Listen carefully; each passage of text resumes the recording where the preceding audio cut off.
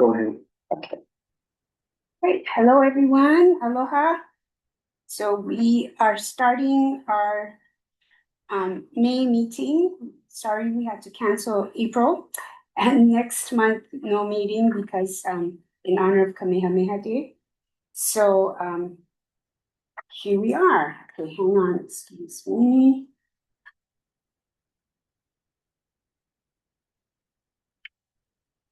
Okay, so the first thing is our vision and mission. And Joni Onishi from Hawaii Island is going to read it. So Joni, can you go ahead and read it? Aloha. Early Learning Board Vision. Creating a sustainable early learning system that partners with families to ensure that every child is healthy, valued, and successful in school and life. Early Learning Board mission to support children's academic and lifelong well-being by directing and supporting the Executive Office on Early Learning for an effective, coordinated, high-quality early learning system from prenatal to kindergarten entry. Mahalo. Need to find my piece that was looking. Okay. Announcements. Do not have any announcements except for our meeting. No meeting next month, and we will meet again in July. And thank you to EOEL and Kuhio School for hosting us this month. We had to cancel last month. I'm not sure if I got to tell everyone that the seed center had some damage from the Konolo storms in their roof, so that's why we had to cancel it. Or yeah, because due to sunshine law, we couldn't just move it. So anyway, we are here, and I'm going to do roll call. So I will start with Alana Souza from Kauai. Alana. Pau'i Burgess. Okay. I think Cheryl is on her way. Dr. Soma Gandhi. Aye. Okay. Dr. Lindsay Heathcock. Here. Thank you. Hi. And Joni Onishi. Here I. Okay. Hello. Stephanie Shipton. Okay. And I'm here. And Tanya Enrico for DHS for Dana Luca. Oh, hang on. I didn't know who she was. Hold on. Okay. Hi, I'm here. Okay, thank you, Mahalo Tanya. Disa Hagi, Department of Ed. Present. Thank you. Diana Dolie, HAIS. Napua Rosil, Kamehameha. Aloha, Eo. Hello. Stephen Schatz for UH. Here you. Keiko Nita for Dr. Matt Chim. Present. Thank you. Ben Naki, Head Start Association. Dr. Ephraim Schwab. Here. Hey, collaboration, Head Start Collaboration Director. Hey, Mahalo.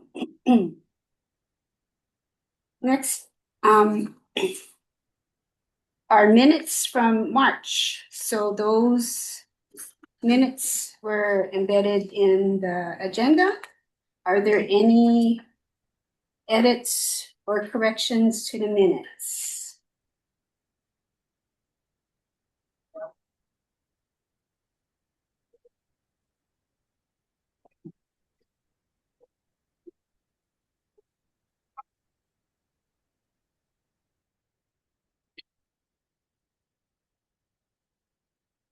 Not hearing anything, or are people still looking?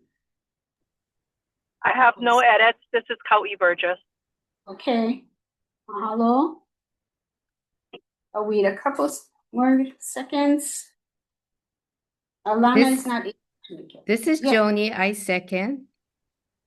Oh, okay. Well, we need a motion first to accept the Oh, minutes. okay, sorry. I Thank move to approve. Okay, Joni has moved and can we get a second? I'll second. Okay, Lindsay had second. Thank you. And we'll take a vote. Okay, Alana's not able to make it. She said she is working. She's back to work. How E? Voting on the minutes. Sorry, yes, I support the move. Okay, thank you. Follow. Cheryl is not here yet, yeah. Soma Gandhi, Aye. hey, Lindsay, Joni, I. thanks. 1, 2, 3, 4. Okay, I have to vote aye. Right now, to meet quorum, the chair has to vote. When Cheryl comes in, then we will have quorum without the chair. Okay, so minutes are done. Okay, next is, public comments, I forgot.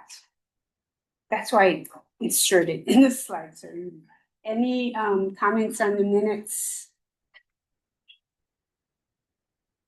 Okay, not hearing anything. We're going to board member updates.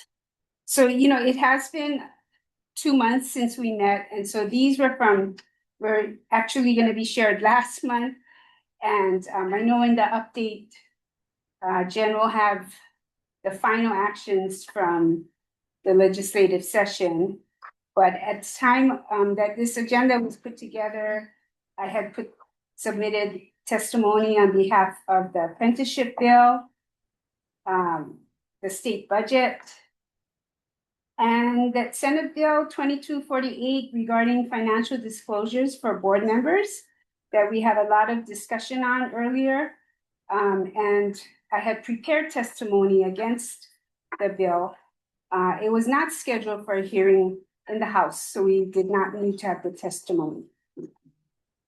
I think that was it for my part. And I'm going to call on Tanya. She's going to give some updates for the Department of Human Services. Hi, Cheryl. Okay, thank you. I'm going to start with our public hearing overview of the POD. So the Department of Human Services held a public hearing on Monday, April 20th, 2026, to gather comments on major rule changes to the Preschool Open Doors or POD program. DHS proposed repealing existing HAR Hawaii Administrative Rules, Chapter 17-799, and then adopting a new HAR Chapter 17-799.1 to update and expand program rules in alignment with Section 346-181 Hawaii Revised Statute. In attendance were 19 people, of whom 2 provided oral testimony. DHS received 13 written submissions of written testimony. We do have access to the proposed rules. They're available on the DHS website, and I can provide that link in the chat. Post-hearing actions, the Small Business Regulatory Review Board.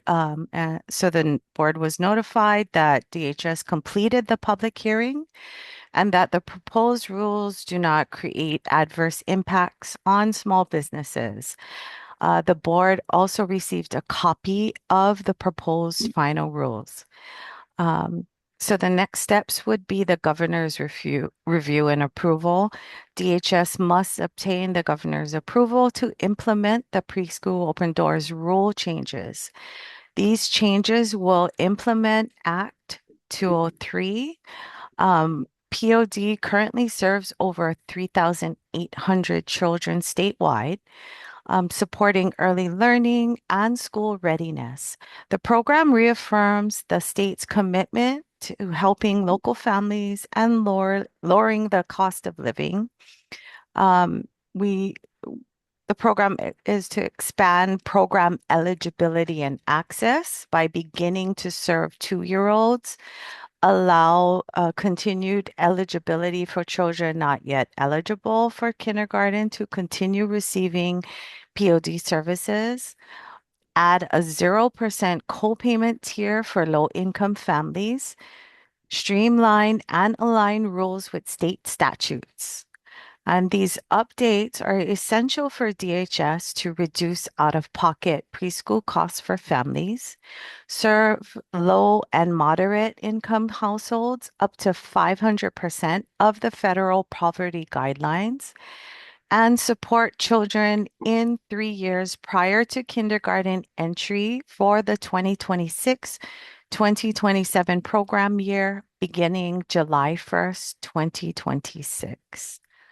And that's the update for the POD program. Thank you. And you're gonna also give us an update on the American Yes. Recovery Act? Okay, thank you. And then I just put the link to the rules to our website in the chat. So DHS applied for the American Relief Act, or ARA, Supplemental Disaster Relief Fund on September 15th, 2025, to seek funds for necessary expenses that were directly related to the impact of the 2023 wildfires on Maui and Hawaii counties and the 2024 flooding on Kauai. DHS coordinated with the counties to determine the activities, estimates of the amount of funds each county needed, and an estimated time frame for execution and completion of each activity. So in the beginning of February 2026, DHS was notified that our application for the ARA funds was approved in the amount of $44,969,630. So some of the allowable activities under the Act would be purchase or improve of land, construction, major renovation of outdoor play spaces, materials, supplies, furnishings, mental health consultation or services, childcare supply building, reimbursement of expenses occurred prior to the ARA fund that were not covered by other federal funds or insurance, and quality improvement activities.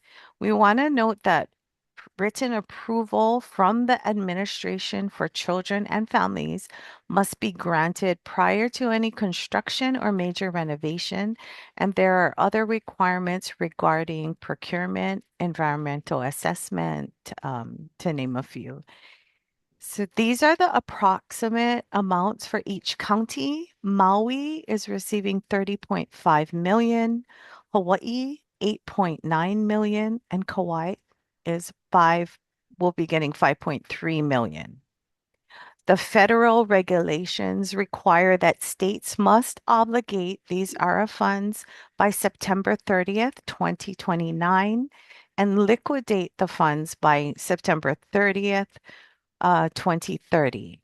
So DHS has been meeting with the county coordinators and will continue to work with them to ensure that the funds can be utilized to its fullest capacity. Our next steps are to work on administrative rules for the funds to be dispersed to the counties and work on contracts with the individual counties who will be administrating the funds. So DHS will be required to report expenditures to the Office of Child Care on a quarterly basis or more frequently if needed. We want to thank the county coordinators, Kaina Bonacorsi, Angela Thomas, and Alana Ballman for their help in contributing information for the application. And we also want to include Natalia Perry, who has replaced Alana. And a huge thank you to all of them for working with their respective offices who have all agreed to oversee and administer the funds themselves. And that's it. Thank you.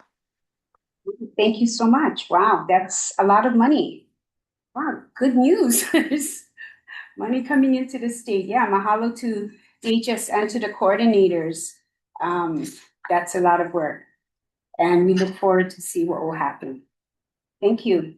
Okay, next board member update is Napua Rosia for Kamehameha Schools. Giving us an update on the scholarships for families. Aloha kaku, can you hear me? Yes. Perfect. Little, if you can go a little louder. Okay, let me try. Is this better? Better. I'm having bandwidth issues at my office today. Okay, I think that's good. Okay, awesome. Hello, Mai. You'll get a close up, so I'll be closer to the mic. Before I begin, I would just like to acknowledge the Bernice Poahi Bishop, whose vision continues to guide us in all of the strategies and the decisions that we do make at Kamehameha Schools. I think it's very important to ground us in her legacy and her vision, and the kuleana she entrusted upon us. It's a kuleana not only to educate, but to ensure that Native Hawaiians, Kiki and Ohana, are supported in ways that allow them to thrive. And so with that being said, I'm very excited to announce that we have expanded our early learning scholarship opportunities to 2. In the past, we had Hawaii Keiki Scholars. We have sunsetted the Hawaii Keiki Scholars program, but have replaced it with 2. One scholarship's name is called Kahapua Ohai, and that scholarship is specifically for Ohana that face financial barriers. And the second early learning scholarship is Kamaluki, and that scholarship is for any parent who is enrolled in any type of post-secondary education to pay for their child's preschool education. So if they're in a certification program, such as say a CNA program, or they're pursuing their AA, BA, or master's, they would be eligible to apply to pay for their child's preschool tuition. So we have expanded from 1 to 2 scholarships, and I am going to drop the link on where you can access the application once it opens. All of our scholarships will be under the Hawaii Foundation, and our targeted application launches maybe mid-October, and then it's going to remain open until maybe mid to end of December. Mahalo nui. Mahalo. That's really good news, and it clears up some of the things. I've been hearing different stories in the community, so it's really good to have that clarification. And yeah, mahalo to Kamehameha Schools for yay, more money. Yeah. Mahalo ke ali'i Hawaii. And if you ever hear any, if you ever need any kokoa, just feel free to email me and then I can respond. Mahalo nui. All right, mahalo. Any comments or questions on the updates?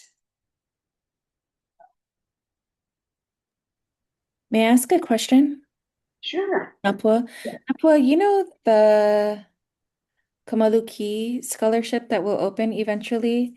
So, does the parent have to show, and you could possibly be developing this because it's going to be coming out later this year, but when the parent applies, do they need to show proof of application or enrollment at the time? And then Enrollment. year round? Enrollment, and it needs to be year round. So they need to be currently enrolled in a post-secondary program, and they'll be able to upload the documents alongside their application.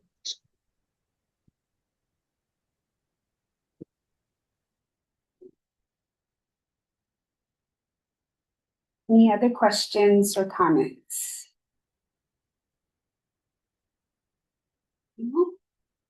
Okay, we'll go on to the next agenda item, which is going to be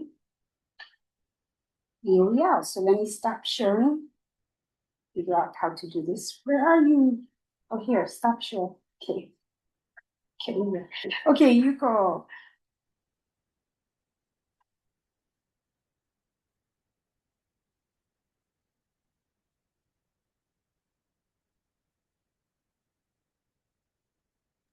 Sorry.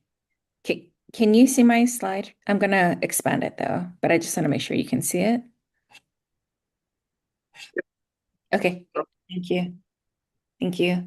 Hi, everyone. Currently, I am in Boston, Massachusetts at a convening through with Harvard for the Strategic Data Project. I'm here with Remy, but I also noticed that the lamp in front of me is giving me this odd orange glow. But so it's been really neat, and we've made some wonderful connections up here. So this is where I am today, and that's why I'm not there in person. So here are our updates. We kept some of the updates that we were previously going to speak about in April. We've updated a few to bring it along for May. And so first, we'd like to have Jen share about our legislative updates. So as most of you probably know, the legislative session ended on May 8th.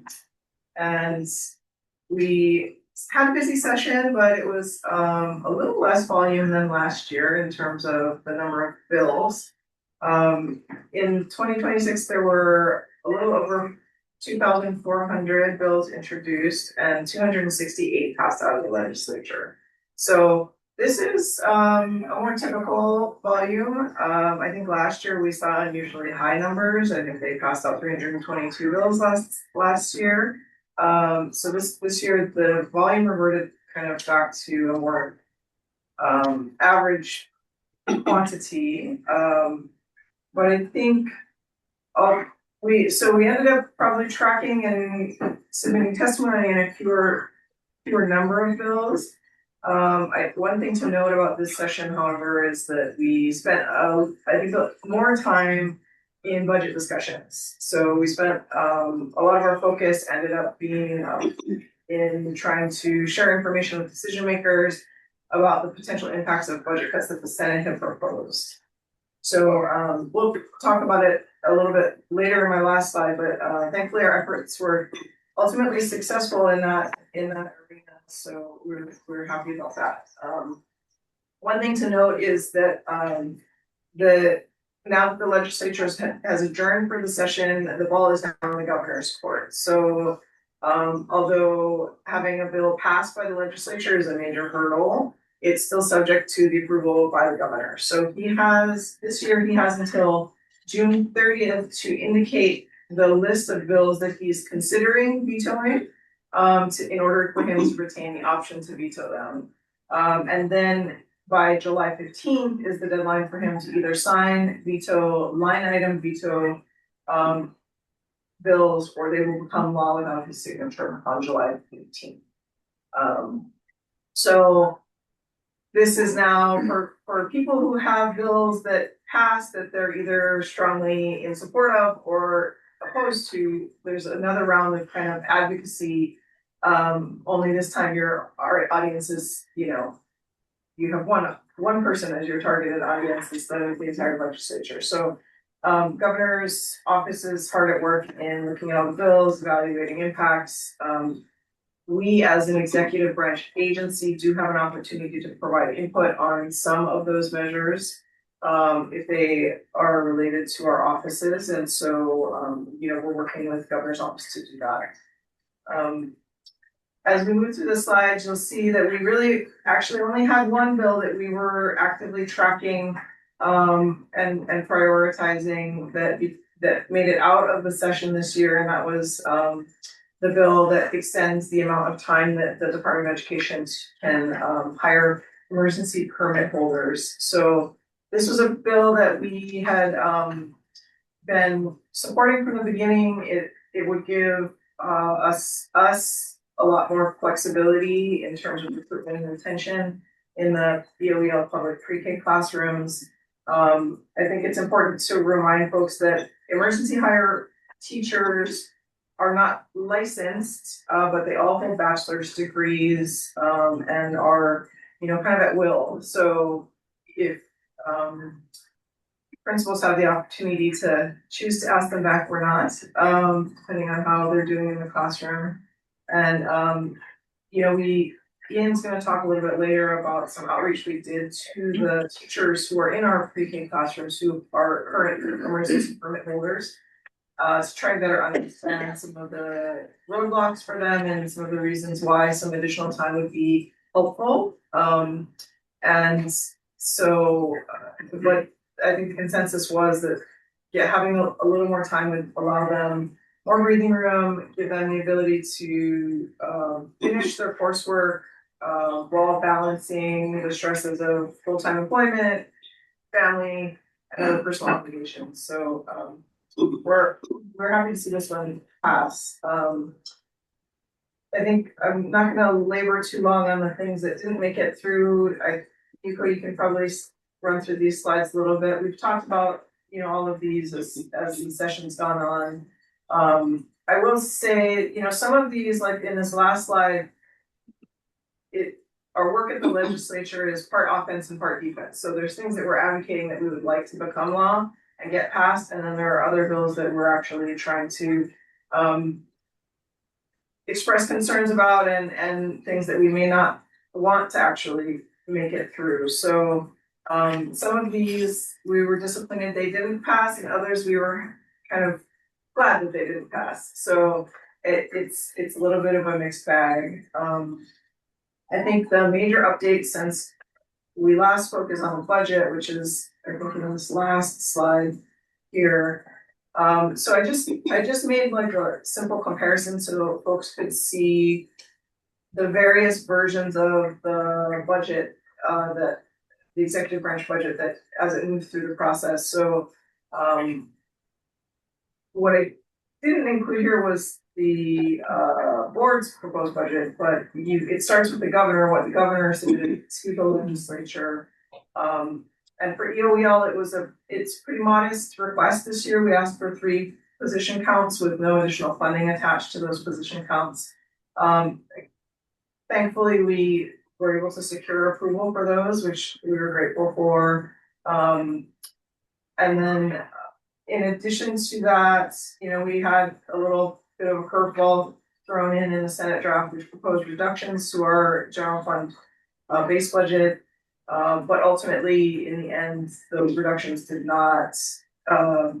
were not included in the final version of the budget that the legislature passed. So mahalo to the legislature for that. We appreciate being kept whole as we work to ramp up with this quite extensive expansion of public pre-K that we've seen over the last several years.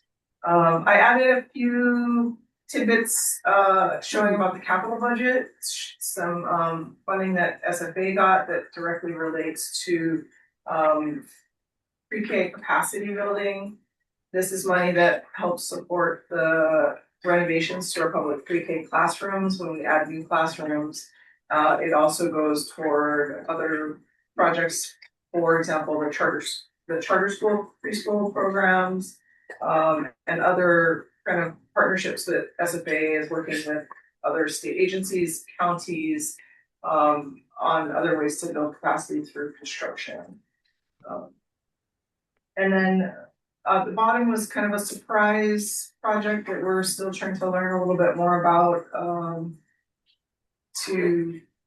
This was planning and design money only for a possible redevelopment in Key area attached to a current Department of Education facility. So we're still trying to find out more information about that. So that's the bulk of the updates for the legislature. I think we had an interesting session, a lot of different things thrown in the mix this year. But I was just very grateful that we were able to keep the budget whole as we move forward. That's a big deal. I would note there's been a lot of I think one of the things that the board tried to do that we were not successful in getting through the legislature was additional funding for FCILs. There were some last minute kind of developments in that area. I think it's a little hard to say exactly how they're going to pan out. But we've heard of some possibilities related to federal funding extensions. And there was also a bill that passed that appropriates funds from the carry forward trust holding account that's held by the Office of Foreign Affairs, to help with filling some gaps for short-term funding needs in education among other specific areas, and that might be another possibility for FCIS support. So, both of those things would be temporary fixes, I think, if they would come to fruition. If they do come to fruition, they would still be probably best described as stopgap measures, but I think I was interested and hopeful when we saw some additional options start to open up. So we'll monitor that and see how that goes. Yeah. Does anybody have any questions? Or do you have anything else you want to add about ledge updates? No, nothing else to add, but if anybody has any questions, feel free to ask now. I have a comment. I just want to thank Jen and Yuko for all the time he spent at the legislature and learned a lot. So thank you.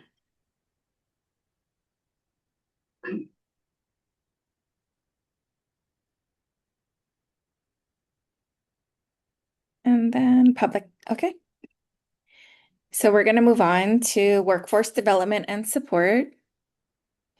All right, well, everyone, this is me, E from Schwab, Head Start Collaboration Office, and I want to make this announcement to the body about the State of Hawaii IPD partnership is now live on the headstart.gov IPD website.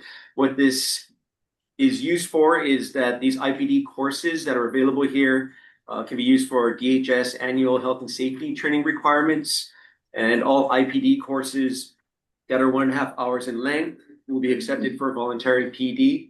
And we're just really happy to offer this because it's not just for Head Start programs. This is actually for any early learning center that wants to participate. The courses are free, and that you guys can utilize these for your professional development opportunities that you want to offer to your staff. To get this off the ground, I just wanted to send out a huge mahalo to Tracy Garma from PACT, who kind of really got the ball rolling on this, along with Dana Luca from DHS and Carol Ware from Patch, and Donna Rowland from 0 to 3, the National Center on Early Development, Teaching, and Learning. So if you guys have time, go ahead and explore the headstart.gov IPD website and see how you guys might be able to start your portfolio with your groups and your programs. Thank you.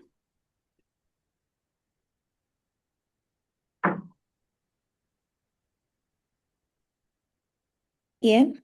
Okay. Good afternoon, everyone. As Jen mentioned, we wanted to share feedback that we got back from some of our teachers in public pre-K who are emergency hire permit holders.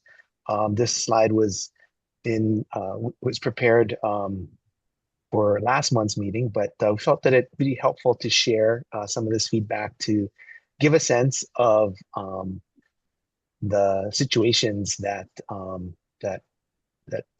these folks find themselves in, and some of the feedback that was shared back to us when we asked about how they're doing and their work towards becoming a licensed teacher.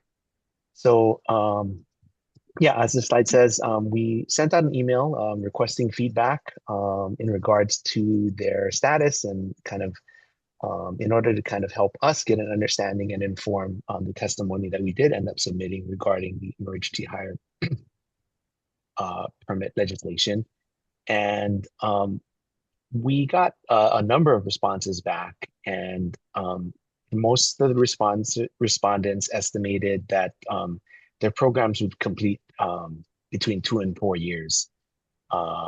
Some shared that they pursued a second bachelor's degree, which was not by choice, but that was due to the fact that alternative pathways are limited. Several had to piece together financial support for coursework outside of the University of Hawaii system. We are able to support folks who are pursuing early childhood degrees in the UH system through our early childhood educator stipend program, but this is not something that that we're able to do for other programs which many of these folks were accessing. And they agreed that extending the permit limit to 5 years would meaningfully reduce pressure, allowing them to better balance coursework with full-time teaching responsibilities and personal obligations. And so I think that we're happy with the change and confident that it's really going to support these folks as well as anyone else who is going to be coming into EOEL, public pre-K to teach, or actually even within the broader DOE system, allowing folks to have a little bit more time to navigate the licensing process.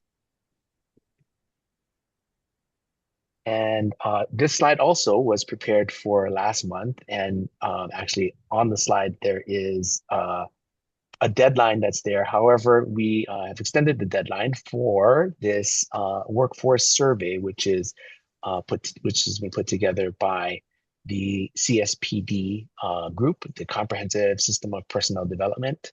And it's a 15 to 20 minute workforce survey. We want to understand working conditions that matter to the workforce and want to improve job satisfaction and retention. So this is going to be something that will be open until the end of the month. Thank you, Ian. Our next action item is addressing facilities for early care and education programs. And so one of the things we wanted to highlight is the Bezos Academy. And they began, they were accepting applications and they had to be submitted by Monday, April 20th to be included in the lottery. And anybody who submitted applications after April 20th were going to be added to their wait list. And so that's one update that we had. So it sounds like it should be opening soon. Regarding the Kona lows on our EOEL sites, so there were 6 classrooms that reported some minimal damage and 5 classrooms that had substantial damage. And so our pre-K team and Kelly worked with each of our sites to figure out what supplies and furniture needed to be replaced. I also wanted to give an update on the public pre-K facilities renovation. So again, our first year we opened up 55, and this current year we have enough to open up 50 additional spaces. And so one of the things that I wanted to highlight on this slide are that there were some sites on the far left that opened this year but are going to be renovated this summer. And then in the center are sites that are going to open. Well, they're going to be renovated this summer and also open for fall. And then on the far right, these sites are going to open this year but be renovated next year. And then on the very bottom were some additional schools that expressed interest to have their sites assessed. I wanted to highlight the oranges. The oranges, Hanalei, Iroquois Point, Kapunahala, their leadership is reassessing if they want to open up an EOEL public pre-K. And then the red strikeouts decided against it. And so this process has been very typical over the last few years with people being interested, something happens, leadership changes, they pull out, sometimes they come back in and go back out, come back in and go back out again. And so we just have to continue to keep looking for additional sites and recommending the next names that come up to us.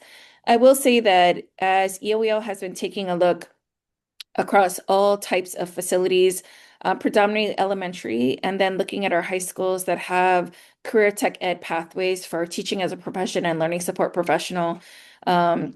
We are really close to nearing capacity for renovations on DOE campuses. Schools' first priority is to serve the K-12 students essentially in their geographic region, and then any other early learning non-mandatory programs are subject to principal purview. And so that is where EOEL sits. And so this is our last set. And so I wouldn't say like we're struggling, but we're probably gonna hit 25. At what point, we're not really sure because the sites that are now coming in want to be assessed, but SFA is gearing up for the renovations this summer. So they will not have time to go out to start assessing any other site that expresses interest. And until SFA clears the site, we do not intend to open them. And so we may have a set of schools that may open in second semester. Other school facilities authority projects that are going on out there. So for charter school, we learned that UH Imiloa and Kanuikopono are both on track to award the construction this June. We learned that Wailai, their 3 classroom, which is their phase 1, is completed, and their phase 2, which is 1 new classroom, has been awarded. And then we are still tracking 2 library projects at Pro City Library in Waikoloa, possibly in the next 2 years. And then we were recently looped back in to the Kahului Civic Center in Maui, and we will be having a conversation to learn more about that project next week. Everything on the right side will be a part of EOEL's opportunity to extend our early learning contracts. So if you recall, in our statute, it was previously called pre-plus contracts, and now it's called early learning program contracts. And what we did was we expanded our statute to be able to contract into other property owned by the state beyond DOE public schools. And so these 3 projects on 3 different islands would represent our first opportunity to actually implement our statute as it was revised. Action item 3, funding for the system. This is just another slide that was supposed to be for last month, but Tanya gave a really great update on the preschool open door rules, and she spoke enough about that, so I'll move on. And action item number 4, addressing program quality improvement and maintenance. And is there somebody from the pre-K team who's on today? Here, hi Yuko, Oh, Rachel. Hi. Hi.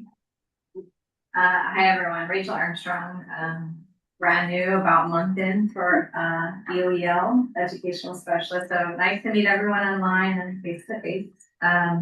So our induction program, we actually just ended our last induction session, session 4, and session 3 here as well. And so we have our series that we go through that have different focuses. And working with new schools and ensuring that all new schools get a series of very specific professional development opportunities that focus on the bullets that are here on the slide, but including training in class, our tool that we use to not evaluate, but to look at the interactions in the classroom and use it as a coaching tool. So all teachers get that twice a year.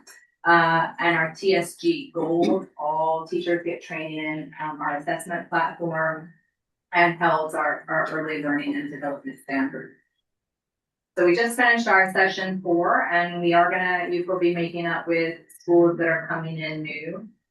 So we have a couple to do makeup sessions with, but the last session we had was stations and looking at learning centers and the way we provide high quality learning opportunities for students in the classroom. So it was very interactive and hands-on. So it was a very nice session. Thank you. Does anybody, let's see, for the board, I guess, are there any comments regarding those first 4 items that were directly related to our roadmap?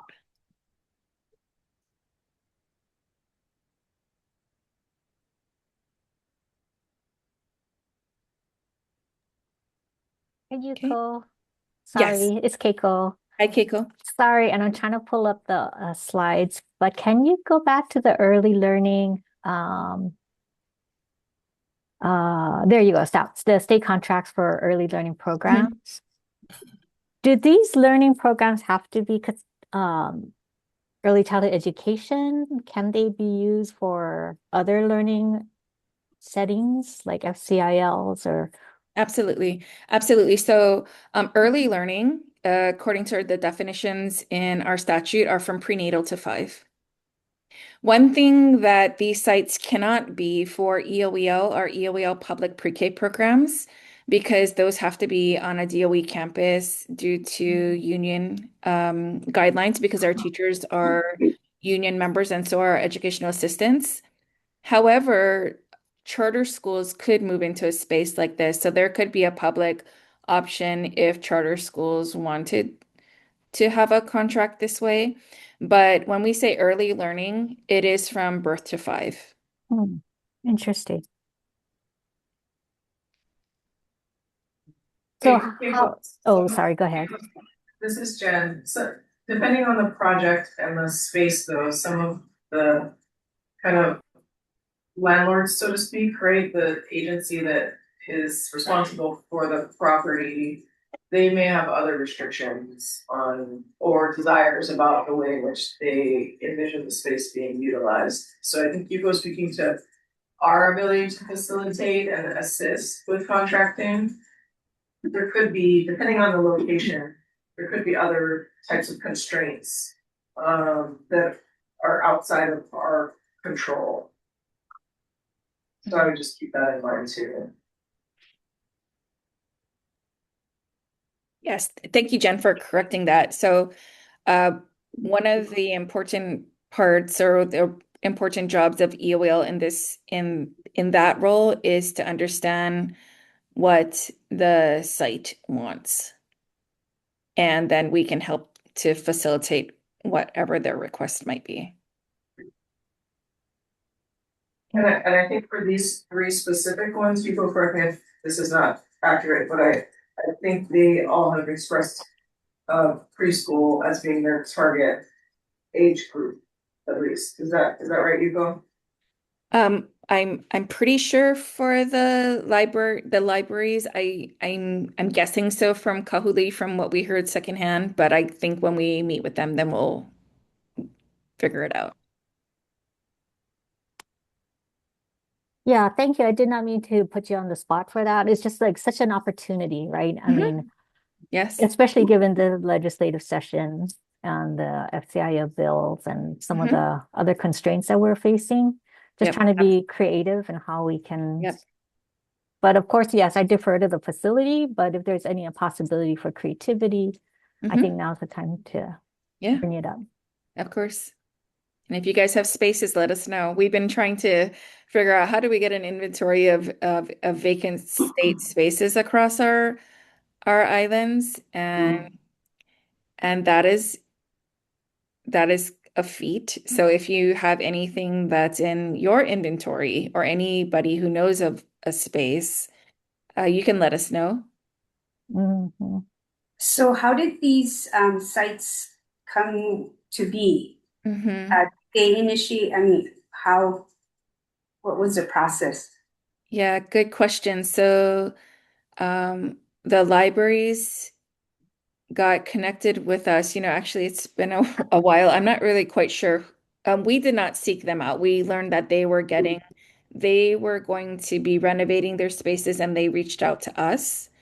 For the Kahule Civic Center, I was actually pulled into a meeting back in 2024 because they were at the very beginning phases of trying to think about redesigning the space, and we're just asking some very basic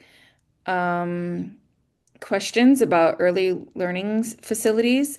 And then I didn't hear anything else after that. After that meeting, I contacted Kaina to let her know if she had heard about the project, and she had not yet. So I kind of passed it off to her, and I didn't hear anything else about it. But Jen and I were recently at a meeting with the School Facilities Authority, and he started to mention this space, and it seemed like the same space. And then when he brought it up, I said, "Oh, actually, I was in a meeting with them previously, but they wanted to connect with us." And so that's why we're going to have a meeting with them so we can learn more about their needs.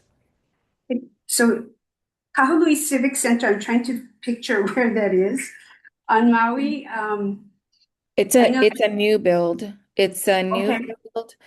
All I remember was that it's across like a bus transit center. It's like Oh, on the corner. It's a multi-story something that may have adult general. What else did we hear was in there? Adult learning space? Yeah, or was it adult daycare or something? possibly, or something like that. It was, and other state offices, Oh, okay. Mm. mixed use building. Yes, mixed use. Yeah, Okay, wow. but we'll know more after next week. Yeah, that should be interesting. I can provide, this is Lane. Mhm. It's right across Maui, the Maui Sands Hotel.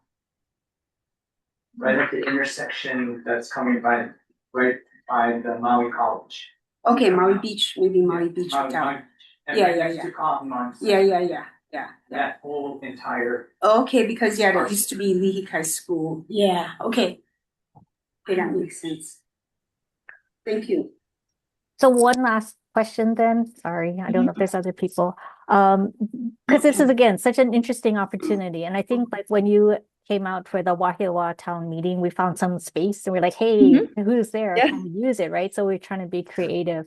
And Yeah. so from what I understand you saying, pre-K teachers, you couldn't use the EOEL pre-K programs in those because of it has to be on a state site. But could like a Head Start program? Yeah. There a preschool? Absolutely. Again, depending Yes. on what the conversation is, Yeah. the Mhm. facility. Yeah, absolutely. Because the slide right before that, when you're talking about some programs, some school facilities change, right? Their Yes. needs have changed, their principles Yes. have changed. Yes. I'm wondering if it's an opportunity to have collaborative conversations and maybe public-private partnerships in some of these spaces. Not those spaces, right? Because they're facilities, they're school facilities. But if there's other opportunities, I'm just trying to think of how we can support our childcare programs, our private. Absolutely, Keiko. And so DOE school facilities are already being used for community-based programs. So we know that Ahapunanaleo is on public school campuses. We do know FCILs are on public school campuses. I believe possibly Kama'aina Kids are on public school campuses. Head Start, Early Head Start are all on public school campuses. And so we do know that they already exist on public school campuses. So only a few of Head Starts actually run through what was previously the pre-plus contracts, because those are for those standalone buildings that were built in the early 2000s that were for pre-plus. And so when we wanted to expand our statute, they actually told the AGs told us we couldn't use the word pre-plus because that word doesn't exist in our definitions, which was great for us because we wanted to expand it to be younger than preschool age. So it's perfect because early learning is from 0. And so now we could do it. A lot of those other schools function on year-to-year use of facilities agreements with the Department of Education. And so we don't have any interface with those agreements at all. But again, those are year-to-year use of facility agreements that, are for public use. Thank you. Just looking at different opportunities. Yeah.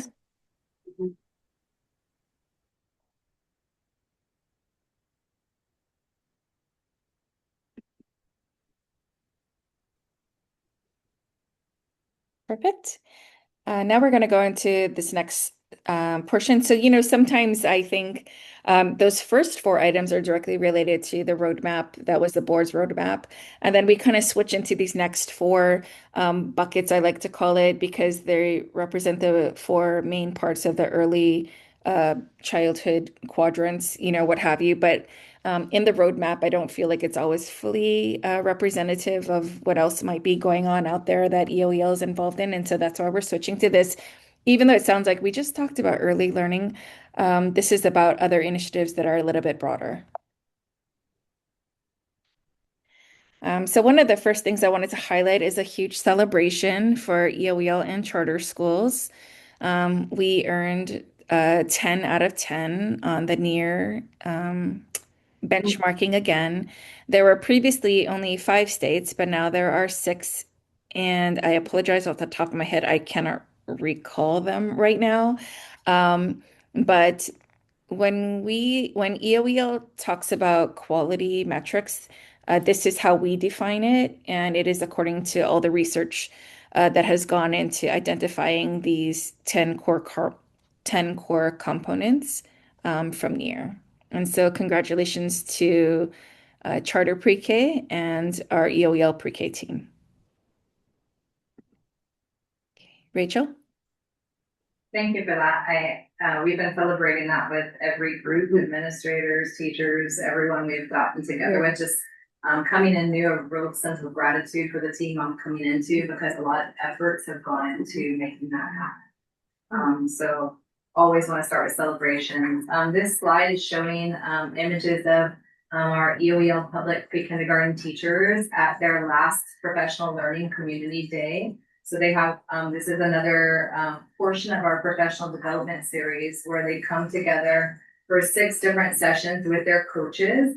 And they're doing action research-based pieces that they want to develop in professionally and being coached along the way as well for a little bit more intimate, more individualized professional development.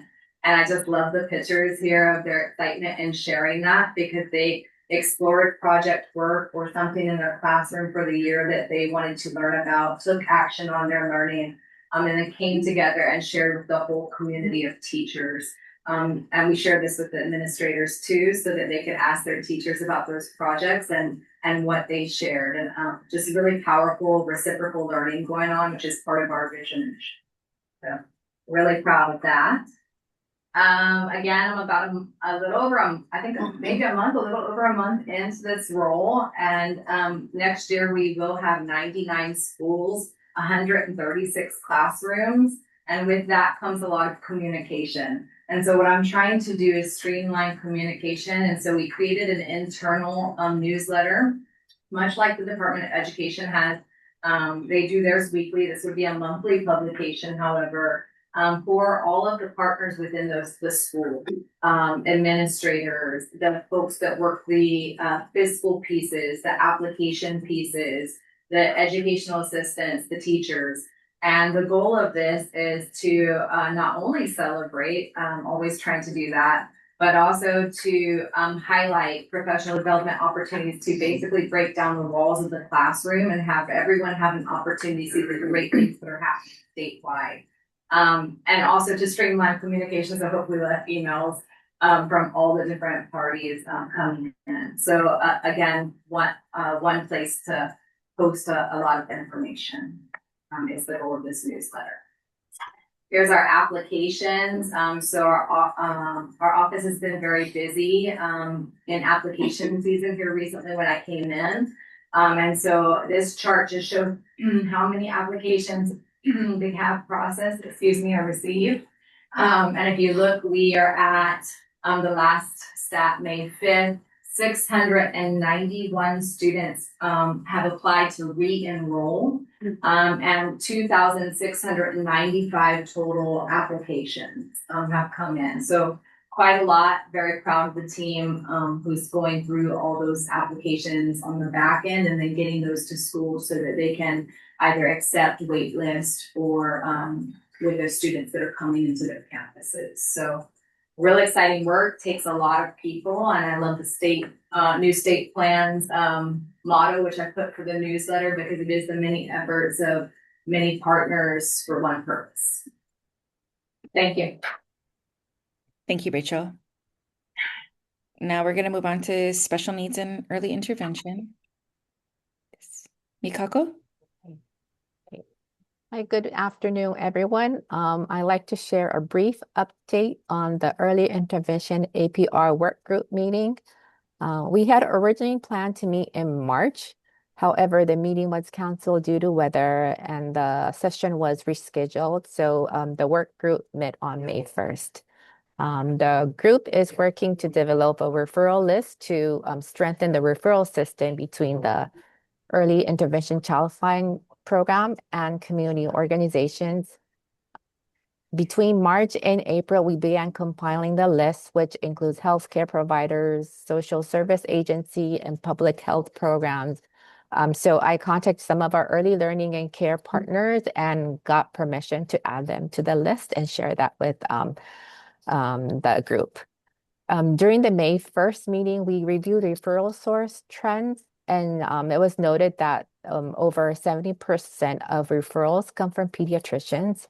We also discussed strategies to expand outreach by strengthening community partnerships to better reach low-income and marginalized population, and by potentially engaging additional providers such as OBGYNs. We also identified operational challenges, particularly confusion around who is eligible to make a referral and the need to clarify and streamline the referral process. That's all for my update. Thank you for your attention. Yeah, she can do the same thing. Moving on to family support. All right, aloha everyone. It's me, Ephraim again, Head Start Collaboration Office, and I just want to take a moment to highlight our Home Visitors Appreciation Week. Special mahalos to Jeremy Heyer of the Department of Health for putting on this event. It was a great time for our community to come together and honor those who visit our families and provide such tremendous resources to them. It was a great celebration. The people felt that we knew how meaningful their work was, and so I hope that becomes an annual event. But we had a good time together, so thank you, Jeremy, for working to put this on to honor our home visitors. We had Maui Family Support Services show up to that. We also had parents and children together, so to see our home visitors receive that recognition was very powerful. And it was quite a party that Jeremy knows how to really make recognition happen and make people feel appreciated. So thank you for that.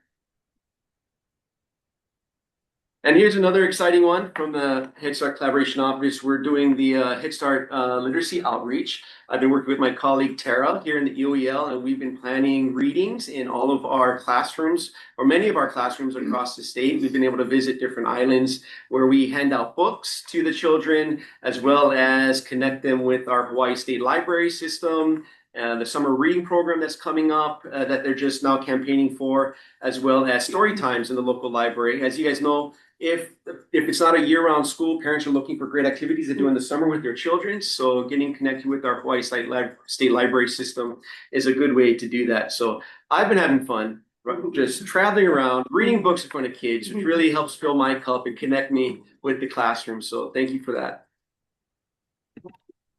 Yeah, lucky. Yeah. So I'll share about this. I'm Heather Barnhill, program specialist. And Allison and I got to kind of do the same thing Ethan did, got to get out and connect with the community. We were visiting the Hawaii Parent and Child Fair. It was a busy Saturday at the Kukui Grove. And we got to engage with the parents and families and share information, talking story and sharing information about UEL Public Pre-K, stipend program, and First Five Hawaii. And also when we go on these, we also bring information about Head Start so that families know all the different options that are available. And again, I got to do another fun outreach, this time with Tara. This was held in Waianae. It was In Peace, Preschool Here I Come. And it was a really wonderful day. In Peace provided lots of entertainment for the kids. There was a petting zoo. There was a little train that went around. They also provided everyone with lunch that day. Because it was a Friday, it was still during the week. So a lot of the people that visited were the primary caregivers. So we saw a lot of grandparents. So there were a lot of questions about what options were available. So again, we shared all the different programs. First, and also about our First Five Hawaii screening tool.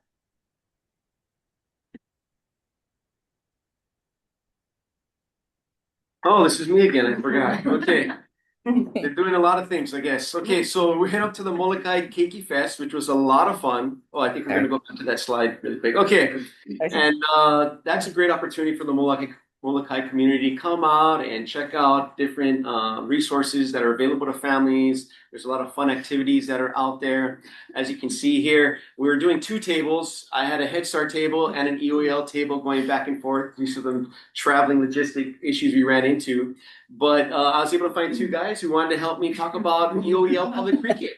So they are working hard, letting people know, and I think there's a great touch to the event. And we got to share with the community what's being offered over on Molokai Island. So thank you for being a part of that. Okay, now mental health and nutrition.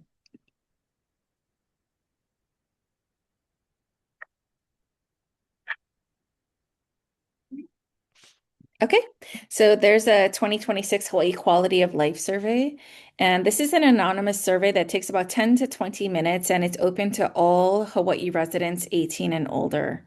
And so you can see that this is predominantly from the Office of Wellness and Resilience, and it's asking individuals to speak about topics like health, housing, work, transportation, community needs. And so we invite everyone to consider taking this Hawaii Quality of Life survey. Feel free to take it yourselves, pass it around to family, friends, neighbors, people that you work with. And the website is health-study.com. And there's also an outreach toolkit available if you're interested. And so we do have another section that will come after the 10-minute break. But before the 10-minute break, are there any questions or comments from the board?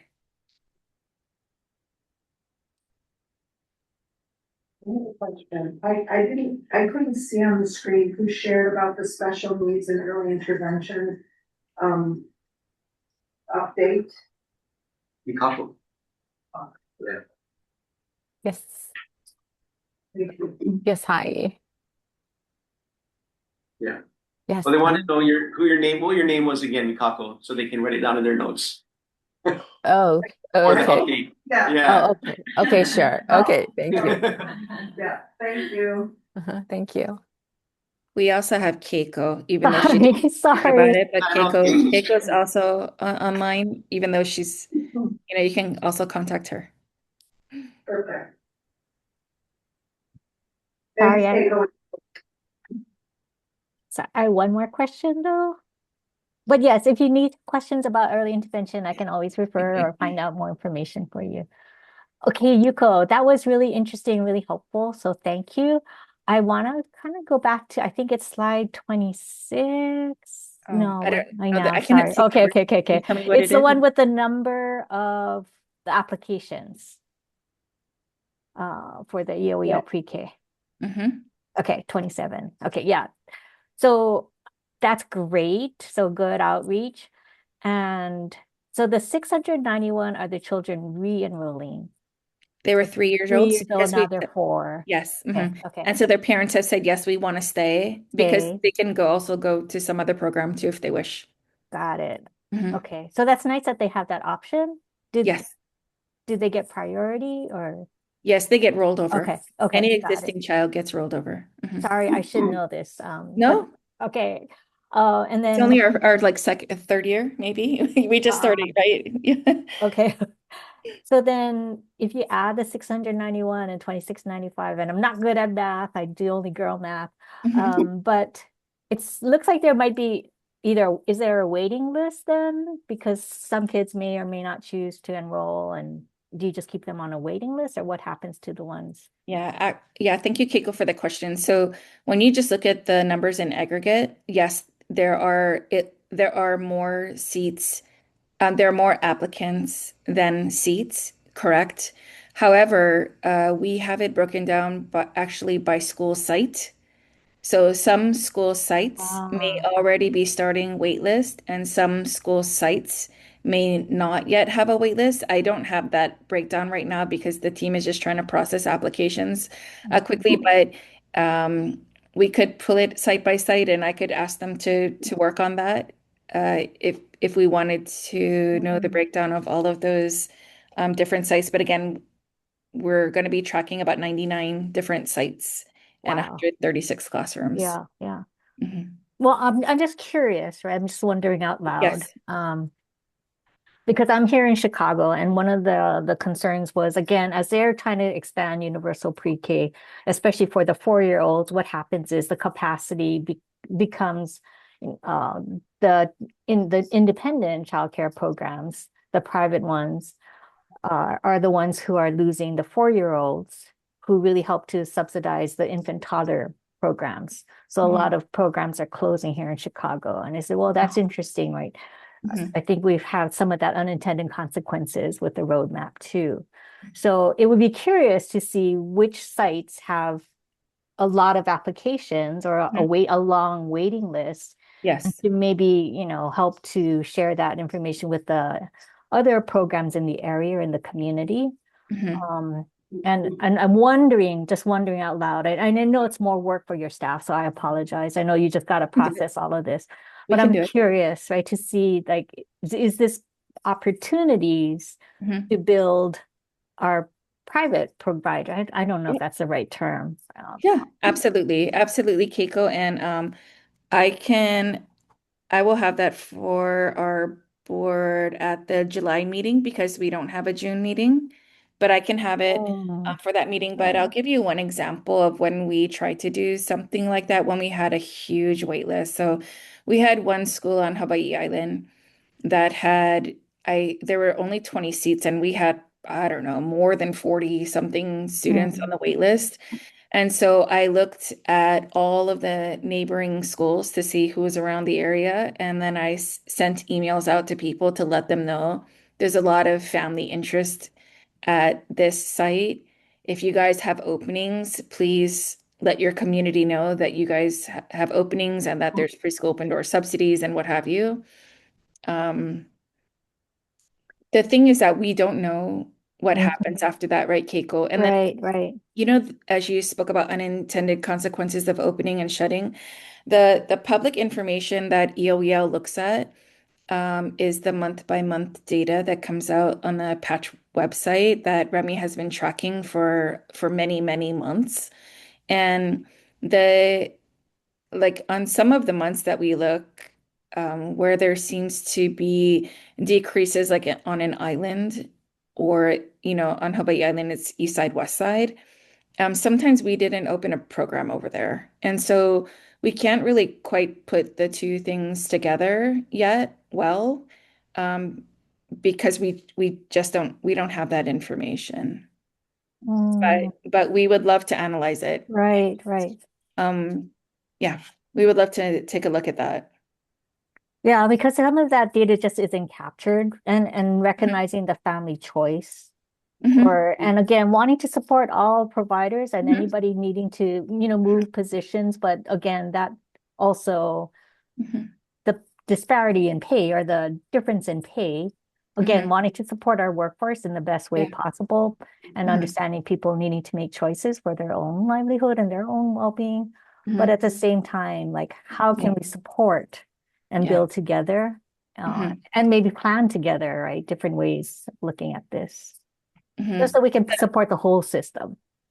Yeah, good idea. And I think one of the really great messages that have been coming out of HAIS at their convenings that I've been invited to after every year is to really, really highlight the things that community-based providers have and can do that EOEL public pre-K cannot do.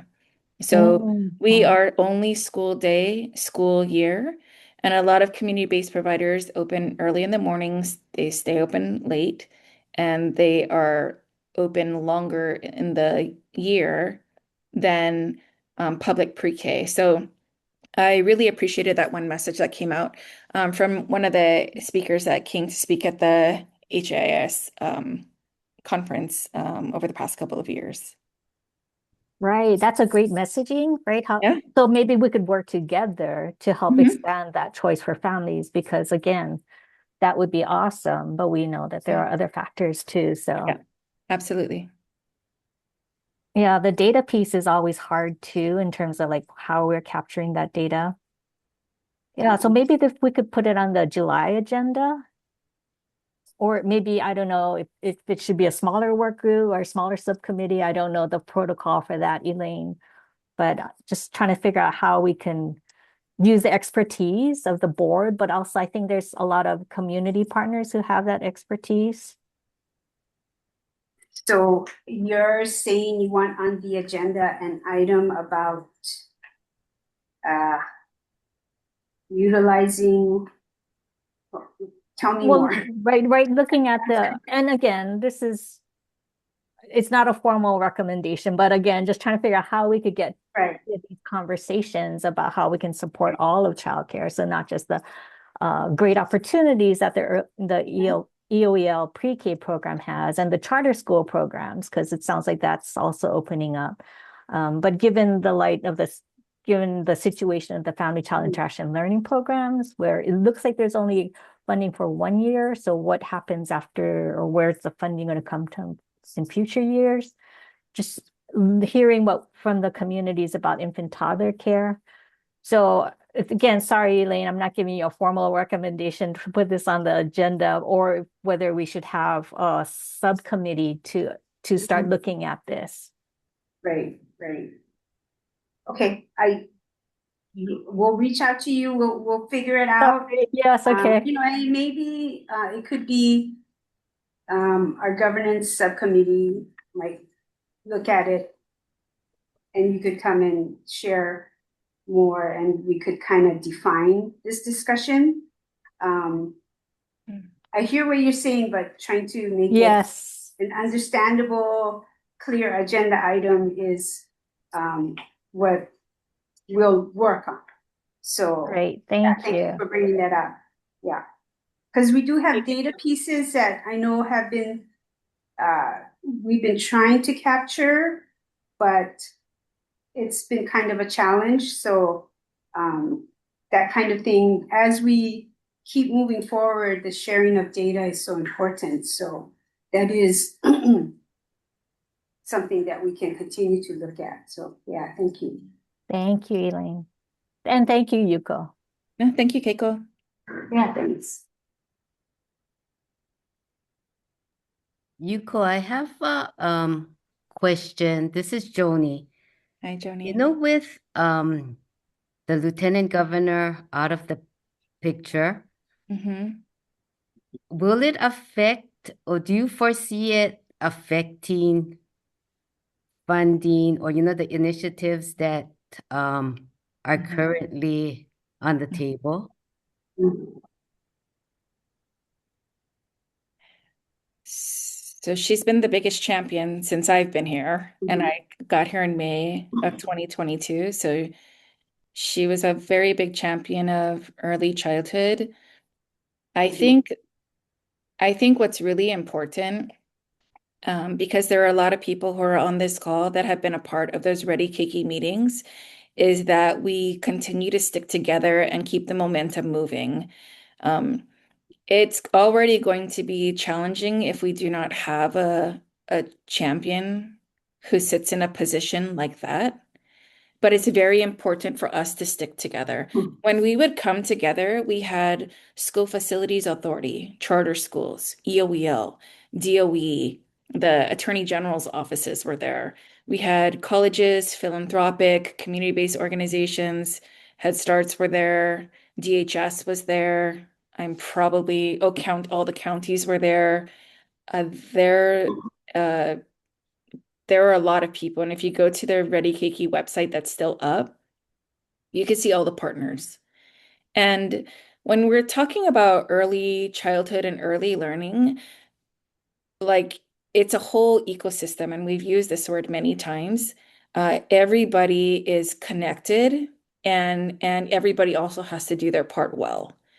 And so I think that was one of the probably most enjoyable things about being, in this work. It's hard work, but when you're working together to do something very difficult, it's okay, And so I think it's really important for everybody to stick together, especially if we become in the absence of a huge champion for early childhood.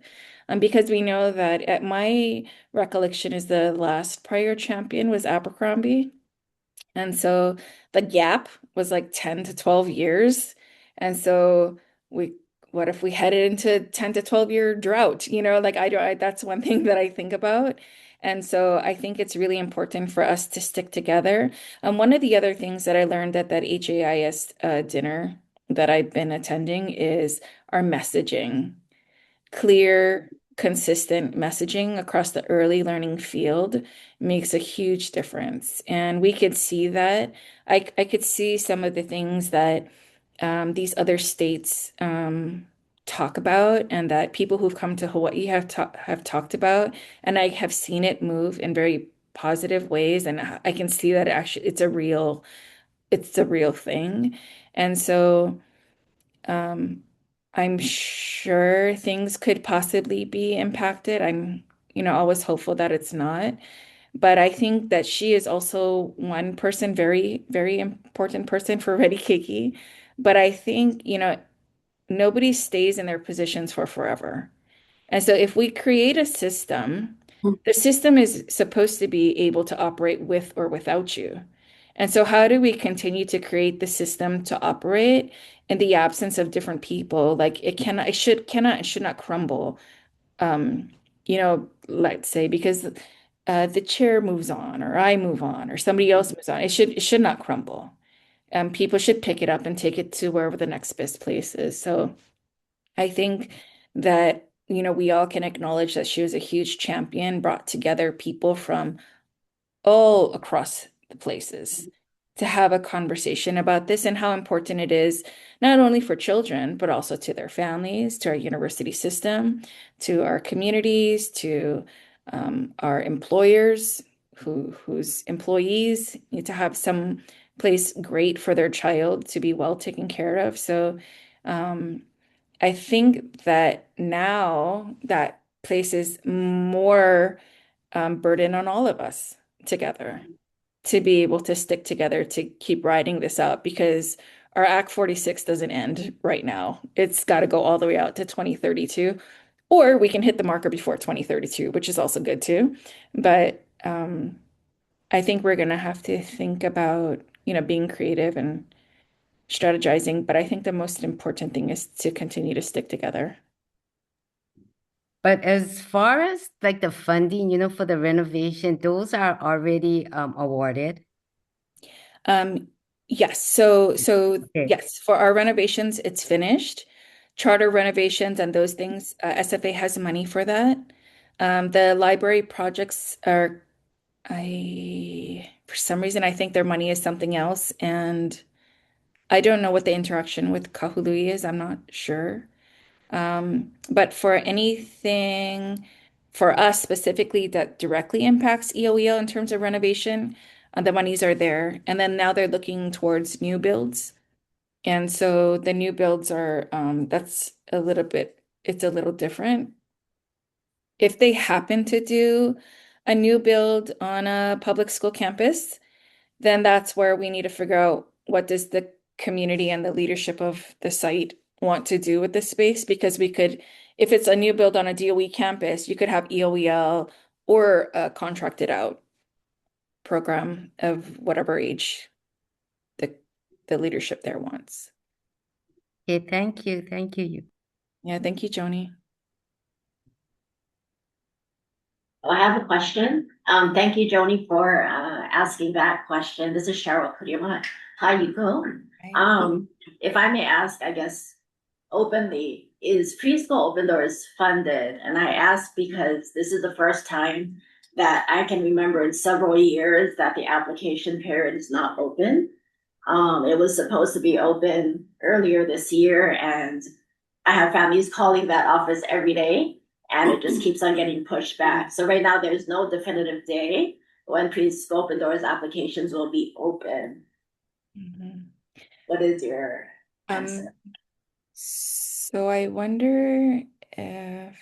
So is that tied to the governor's signature? Not sure. I don't have the answer to that. The only thing that I had heard recently, I was actually looking online to see I if appreciate Tanya it. was Yeah, still on. The only thing that I had heard right now is that the current the whatever has come of their community meeting is sitting with the governor. That's all that I have heard. The rules. Yes. Is Tanya still on? Tanya, are you still on? Maybe Tanya has some insight from DHS. I was just scrolling real briefly across the night. I didn't see her name. Okay, so But she she might could have. possibly be on. I'm not sure. And I just mentioned that only because, like I said, Yeah. I can't even remember the last time when it was not open at this Mhm, period. mhm. So a lot of families are in limbo for their next school year. So I can imagine more applicants for, of course, you know, the pre-K classrooms, but those who go to community-based preschools, I don't even know what those families are gonna do. Okay. Yeah. So anyway, thank you. Yeah, thank Maybe you for I'll letting touch us base know. with Tanya. Yeah, I'm so sorry I don't have the No, answer no. to that for you, but let me see if I can find out. Okay, anytime. Thank you. Thank you.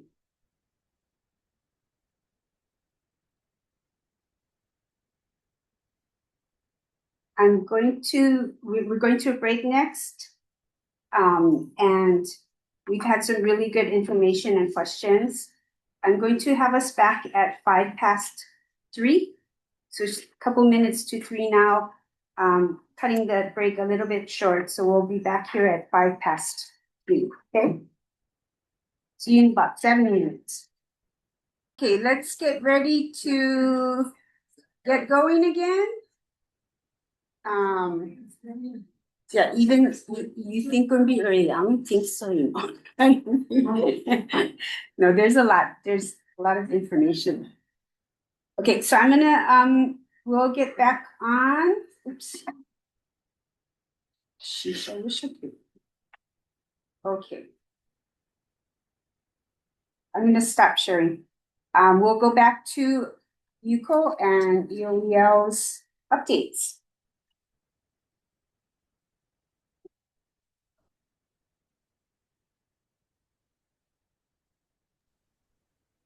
Okay, hi everyone. This is EOEL Part 2. I did want to introduce Rachel, who ended up speaking before I could introduce her, just because of the timing of this. So I apologize, but we do have a new Educational Specialist 3, Rachel Armstrong.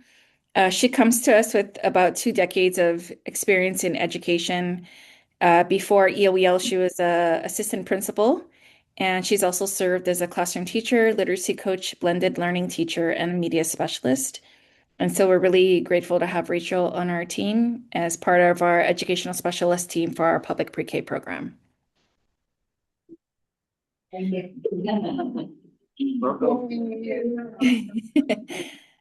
I wanted to share some really exciting news. So EOEL and Early Childhood Action Strategy applied to the Vanderbilt Prenatal 3 Policy Impact Center State Policy Academy opportunity to explore early childhood governance. There were what I understand to be about 31 states that applied, and EOEL was selected to participate in the State Policy Academy with Alaska, Arizona, California, Kentucky, Maryland, New Jersey, and North Carolina. And so we will be convening in Nashville, Tennessee, and we do have a team that's being put together. So the team is going to have representation from EOEL, which will be myself, Early Childhood Action Strategy.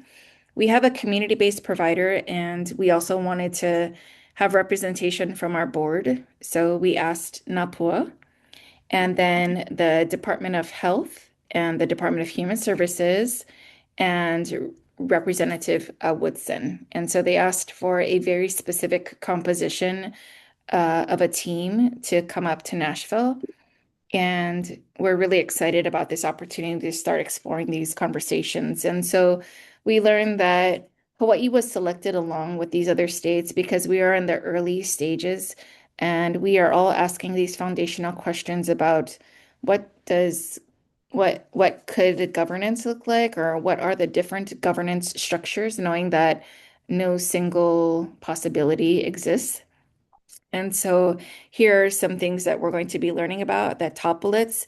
And then also post academy, we will still have an opportunity to have ongoing assistance from the Policy Impact Center for presentations, analysis of different governance structures, answers to our questions, and connections to other people who have experience in child governance structure changes. And so we are very excited. This is going to be happening in October, I believe. I'm so sorry. Let me just double check my calendar.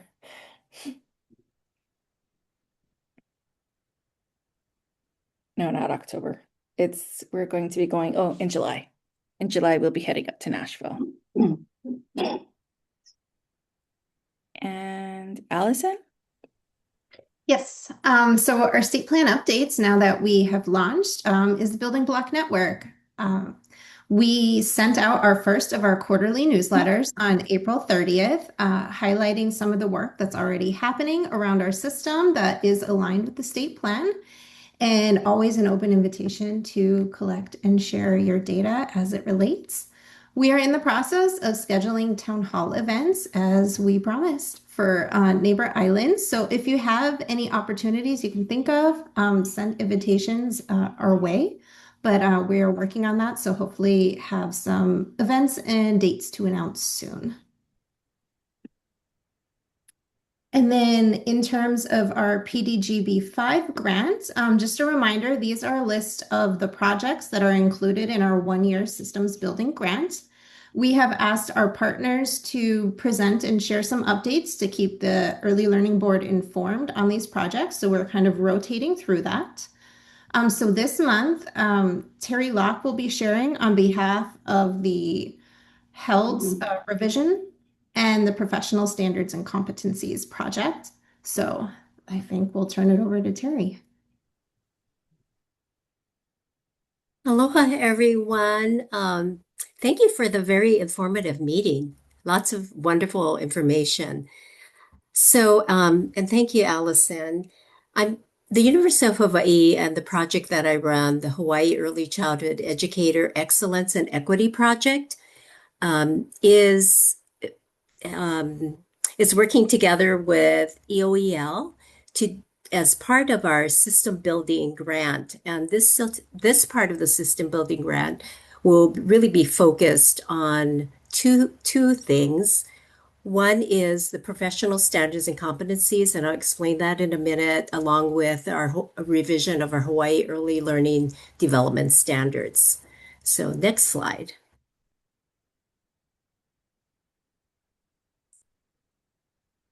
So I think I guess I'm starting off with HELDS, the revision of Hawaii Early Learning and Development Standards, and then I'll move on to the professional standards and competencies.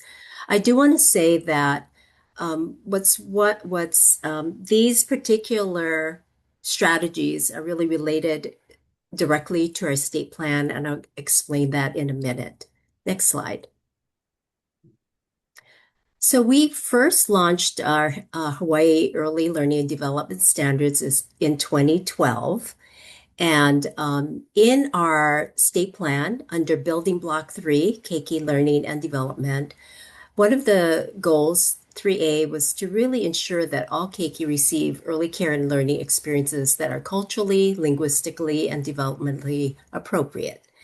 We want to keep up with research. So one of the things is to revise the current early learning and development standards, and to really take a look at also how we're overlapping and integrating Hawaiian culture, language, the areas around incorporating also, as I said earlier, culturally, linguistically, and developmentally appropriate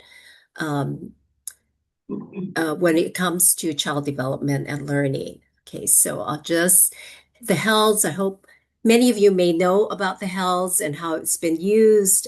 We often we do use them in higher education as we prepare our teacher candidates to be well prepared to be able to teach our young children.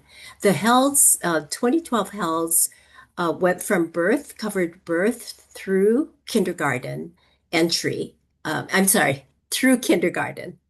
Okay, next slide. So this is what it looks like. You can find it on the EOL website, our current health. And I know the print is small. If you have a chance, you can take a look at it. The next slide will also show maybe a closer look at what the 5 domains were within these healths. So you can see it's broken down into 5 components. Physical, social, approaches to learning, cognitive, and general knowledge, and then language and literacy. And the age groups were broken up into by years into these months. And so you see the first year, the second year, third year, fourth, and fifth, and then into kindergarten. It aligns well. It aligned with the kindergarten standards. And so we've already started to do the research about what other states have been doing it. We've looked currently at about 22 different states. We're going to look at all of the states and see where they are, and also look at the ones that are recently revised. Okay, next slide. And this is our anticipated process and timeline, just to let you know that this particular PDG grant is a fairly short one. We have to be done with our work by the end of December. So we are going to be working in groups, getting a lot of input from a lot of different agencies, community-based providers, and so forth.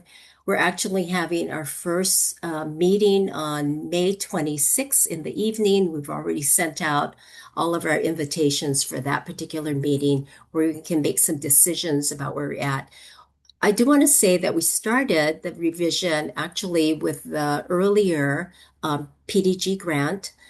So we're just continuing this, and we hope we can actually come to a completion on the revisions in this period of time. Okay, if you have any questions about this, please let me know. Okay, go on to the next one. Okay, the next one is, I know we're using this word augmentation. What it means is kind of adoption and enhancement of professional standards and competencies. That's the PSCs. So there are national set of professional standards and competencies for early childhood educators who are serving children from birth through kindergarten. And our state plan identified in Building Block 4, Early Childhood Workforce, increase and stabilize a qualified workforce. And so this really speaks to a qualified workforce. What are the competencies of a qualified workforce? And it really aligns with the work that's been going on with the project I lead, as well as with the work with Hawaii Careers with Young Children. For many years, we've been working together. Well, Hawaii Careers with Young Children have been around for many years. And the vision for HCYC and the project that I run is really to ensure that all of our children benefit from, qualified workforce that is well prepared, well supported, and well compensated. So this is one way we're going to at least look at competencies together. Now, a number of agencies have already adopted the professional standards and competencies. But we're also going to take a look at as a whole, as a state framework for ourselves. And also, when I say augmentation, that we've done some early research with other states and how they've been able to enhance the professional standards and competencies. So we're going to be doing that too. Next slide. So this just is a slide to show that some of the work around the workforce this was a pivotal report that came out in 2015 about transforming the workforce for children birth through age 8. Next slide. And about 6 years ago, this was launched, the Power to the Profession Unifying Framework, looking at across our states and settings, looking at a framework that really focuses on career pathways, preparation, competencies, accountability, and compensation. So this roadmap is something that we've been following. It was identified in our previous state plan, and we'll continue that through this new state plan. Next slide. And one of the things I want to say is that our early childhood field is there's many parts to the early childhood field, and that's all the circles around this big, this circle here. But the very top of the early childhood field, which is considered now the early childhood education profession, which in the field this is what this particular slide is. So that part to the profession is prioritizing that top three circles, and they're pedagogical instruction administrators, educators who are providing direct services to children, professional preparation programs like here at College of Education, and trainers. And so this just gives you a sense about who these professional standards and competencies are for. Next slide. And then this is what it looks like if you download it from the NEYC website. Again, we'll be taking a look at that further. We're going to have our kickoff meeting on May 2nd. I'm sorry, May 20th? May 2nd already passed. May 20th, and that's next week. We're excited about that. We have about 50 people coming, and it'll be an incredible experience to be together. And as Yuko said, we all have to work together to do this very complex work. And so I really appreciate those words, Yuko. Next slide. Okay, and this is just telling you more about what adoption, augmentation, or enhancement means, and then how we want to come to a shared understanding of these standards and competencies, but also the implications of adopting these professional standards and competencies. And just to say that one of the things that Hawaii Careers with Young Children have been working towards for many years has been an integrated professional development system. And so that's what that is really hopefully an outcome that we were going to do that and build that together. Next slide. Oh, these are some of the states we've been looking at. Some of them have very robust websites, others do not, but we're really appreciative of getting examples of other states that have already done this. Next slide. And then this is our anticipated process and timeline. We'll be very busy starting next week. We've already been busy, but we've been busier next week after the kickoff, and then over the summer, and then wrapping it up in the fall. And hopefully we'll have accomplished what we set out to do. Thank you so much.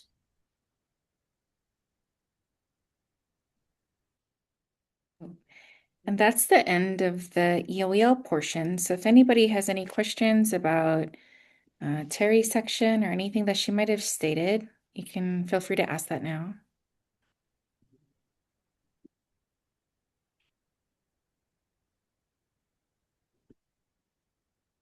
Hi, Terry. This is Ephraim. I have a quick question that I wanted to ask. I noticed there's a lot of similarity between the early learning outcomes framework and the health. Is there a crosswalk that's out there that kind of shows how those two different frameworks align, since there seems to be a lot of alignment there? Yes, there is. And then what we've done to Ephraim is that we've looked at some of the states who've done that crosswalk. And so, so it's with the Head Start Learning Outcomes, Head Start Learning Outcomes Framework and the Early Learning Development Standards, right? That's right. What you're asking. Yes. Yeah. And what we'll do is other states have done that, so we're going to be doing that crosswalk too. Awesome. That'll be great to see. Thank you. Yeah, thank you.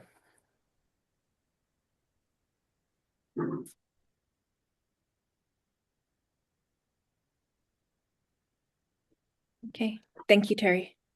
Thank you.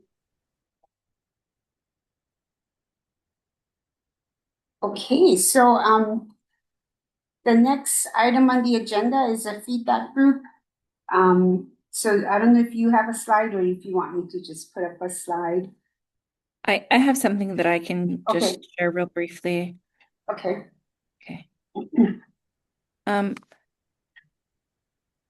So when we were going through the process of creating our new and revised state plan, there was a question from the board, a board member who said, "Is this going to give us like the pulse of the and the health of the early learning of the early childhood system in Hawaii? So, will the state plan tell us or point us into the direction of what the health of the early childhood system is in Hawaii?"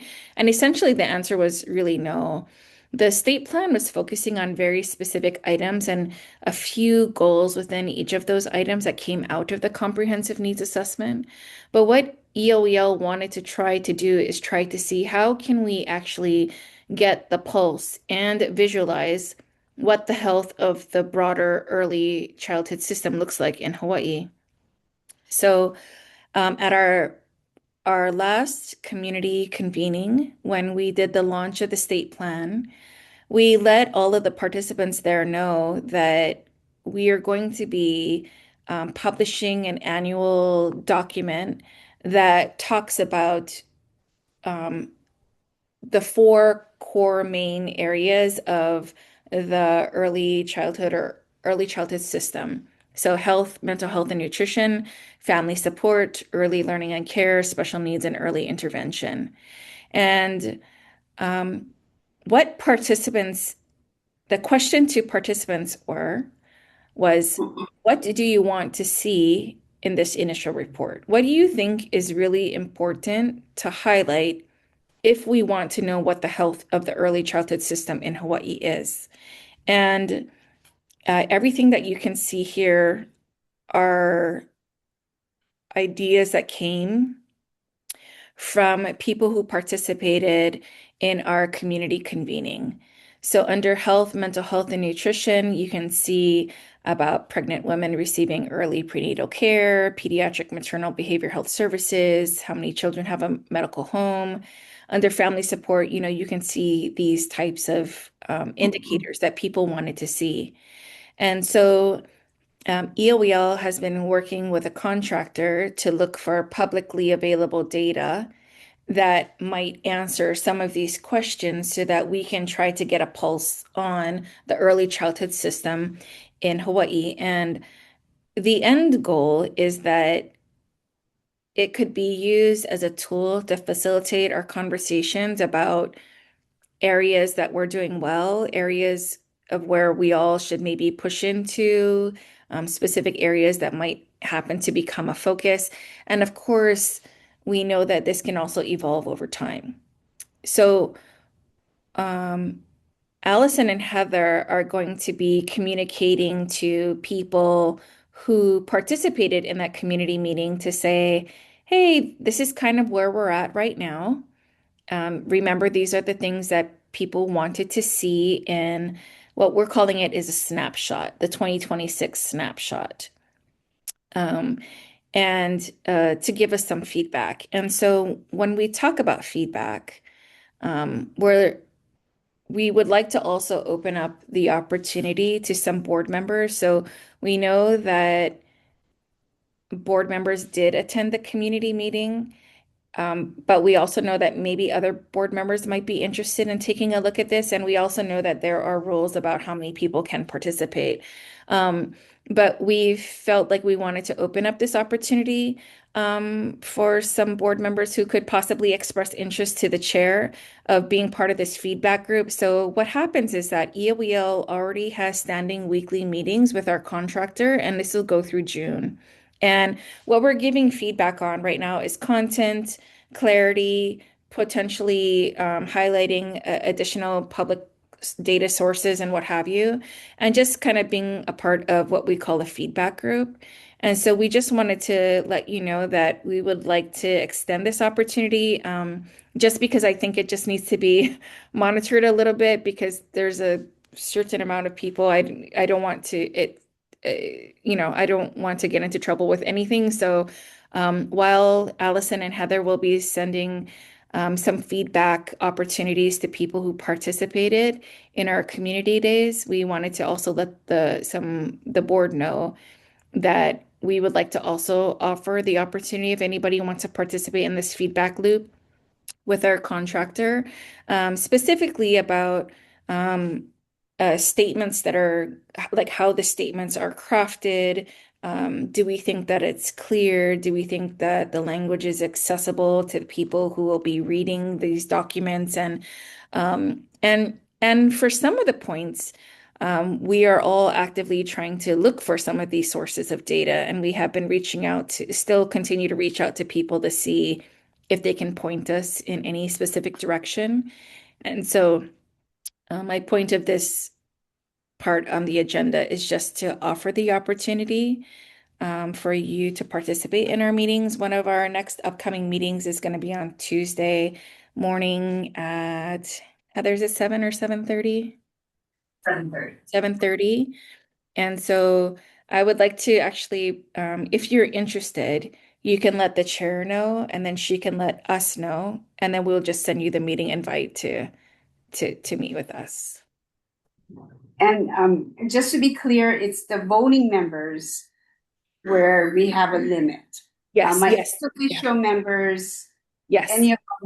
Any number of them can participate, but for voting members, we're limited to 4 voting members by sunshine law being in a particular meeting at one time. So that's why you go saying, let me know, and then I will let them know. Yes, and it's just a feedback group. So it's just kind of, and I apologize, we meant to get this message out at the prior board meeting, but it got canceled. So, but we have been meeting regularly with our vendor because we'd like to complete the work by the summer so we can have our first publication out there. And then hopefully, you know, we can take a look at our early childhood system with all of the data pieces in one place.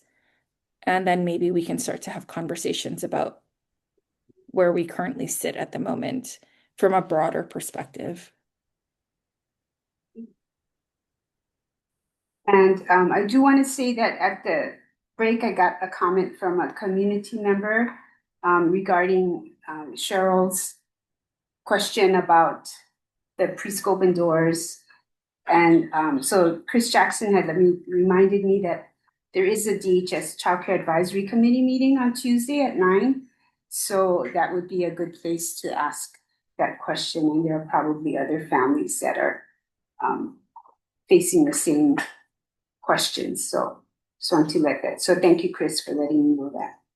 But yeah, so board members, right, voting board members, let me know if you want to be on that feedback group, and then I just have to make sure it's 4 or fewer. Tara, do you want us to inform you via email? Yeah, email would be good. Yes.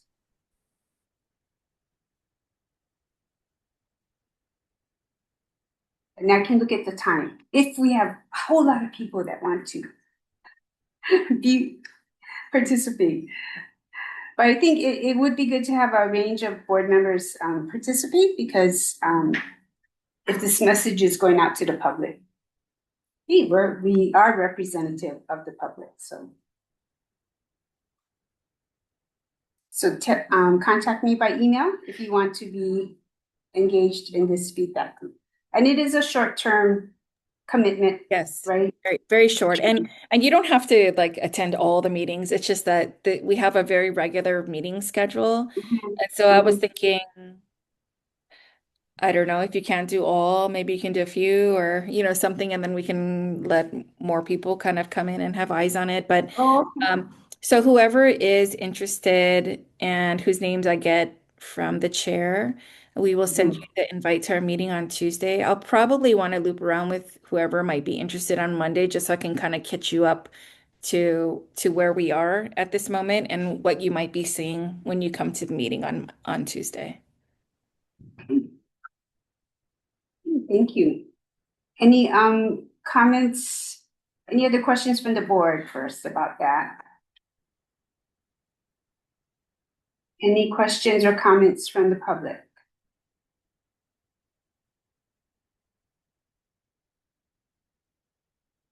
Nothing in chat, not seeing anything. I'm going to, thank you, Yuko. Well, we are, oops. Trying to share my screen. Let's see. Okay, so we're actually at the end of our agenda, and the only thing we voted on was the March minutes, which were passed. So thank mahalo to Tara for the minutes. And again, next month's meeting is canceled in honor of Kamehameha Day holiday. We hope to be back at the Seed Center in July. I have to check in with Christina. Any announcements from board members?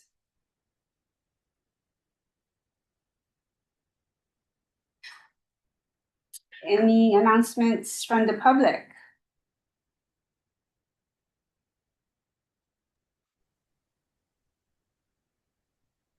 Nothing. We have nothing. Is there? I have an announcement, Elaine. Sure. I just Yeah, couldn't of course. I couldn't find my let me see. I put the audio on, not the video.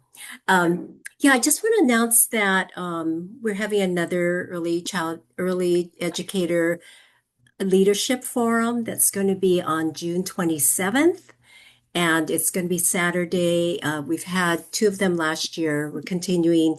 And Dr. Ann Douglas will be joining us. And we just heard today that Representative Andrew Garrett will also be joining us. So please join us for that.